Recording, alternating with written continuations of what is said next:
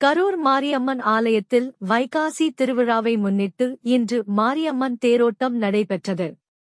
தமிழகத்தில் புகழ்பெற்ற ஆலயமான கரூர் அருள்மிகு ஸ்ரீ மாரியம்மன் ஆலயத்தில் வைகாசி மாத திருவிழா ஆண்டு தோறும் மிகச் சிறப்பாக நடைபெற்று வருகிறது.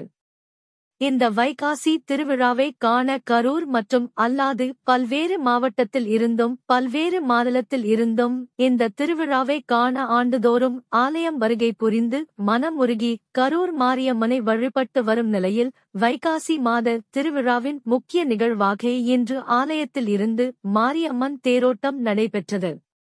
தேரோட்டத்தை முன்னிட்டு ஆலயத்தின் பரம்பரை அறங்காவலர் முத்துக்குமார் தேரை வடம் பிடித்து இழுத்தவாறு ஆலயத்தில் இருந்து புறப்பட்ட மாரியம்மன் தேரோட்டம் முக்கிய வீதியில் வழியாக வலம் வந்த பிறகு மீண்டும் ஆலயம் வந்தடைந்தது. ஆலயம் வந்தடைந்த மாரியம்மன் தேருக்கு ஆலய சிவாச்சாரியார் மகா தீபாராதனை காட்டி தொடர்ந்து கூடியிருந்த அனைத்து பக்தர்களுக்கும் பிரசாதங்களை வழங்கினார். மாரியம்மன் தேரோட்ட நிகழ்ச்சியின் ஏற்பாட்டை மாரியம்மன் ஆலய பரம்பரை அறங்காவலர் மற்றும் ஆலய நிர்வாகிகள் சிறப்பாக செய்திருந்தனர்.